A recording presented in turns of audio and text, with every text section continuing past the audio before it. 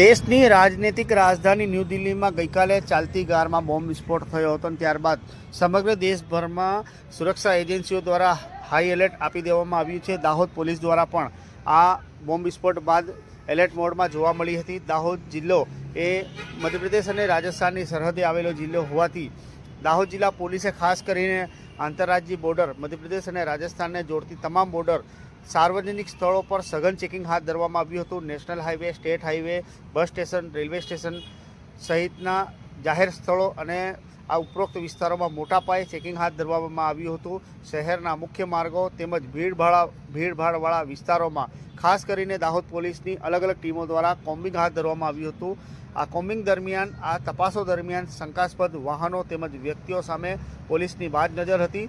દાહોદ જિલ્લા પોલીસની SOG, LCB, parole furlough જેવી વિવિધ સ્કોડ આ મામલે સક્રિય બની હતી। સાથે ડોગ સ્કોડ તેમજ બોમ્બ ડિસ્પોઝલ ટીમ આ તમામ શાખાઓ દાહોદ જિલ્લામાં પોલીસના ધડા ઉતર્યા હતા અને દાહોદ જિલ્લાને જોડતી મધ્યપ્રદેશ, રાજસ્થાનની વિવિધ બોર્ડરો પર ખાસ કરીને પોલીસ દ્વારા સઘન ચેકિંગ અને જાહેર સ્થળો પર કોમ્બિંગ હાથ ધરવામાં આવ્યું હતું।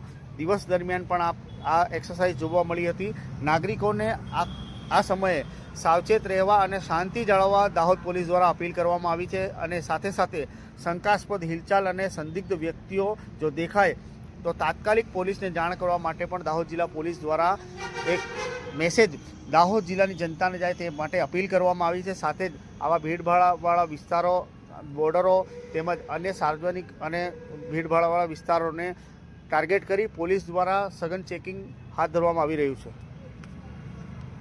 આજરોજ દાહોદ વિસ્તારની અંદર દાહોદના લોકલ તમામ થાણાઓ એ બી રૂરલ, એલસીબી, એસઓજી, પેરોલ, પીડીડીએસ અને તમામ ટીમો દ્વારા અલગ અલગ વિસ્તારોમાં કોમ્બિંગ હાથ ધરવામાં આવેલું છે। અલગ અલગ વિસ્તાર ચેકિંગ કરવાની પ્રક્રિયાઓ, અજાણ્યા લોકો ચેક કરવાની પ્રક્રિયાઓ, બસ સ્ટેશન, રેલવે સ્ટેશન કે જાહેર જગ્યાઓ હોય એ તમામ ચેક કરવાની પ્રક્રિયા હાલમાં ચાલુમાં છે।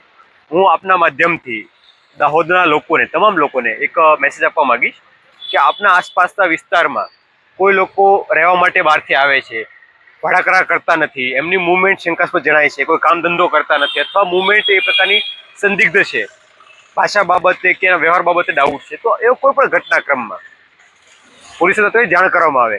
ભૂતકાળમાં પણ દાહોદની અંદર લોકોની જાગૃતતાને કારણે અન્ય રાજ્યમાંથી આવેલી ગુના કરતી ગેંગોને પકડી પાડવામાં પોલીસને સફળતા મળી છે, હથિયારો પણ રિકવર થયા છે।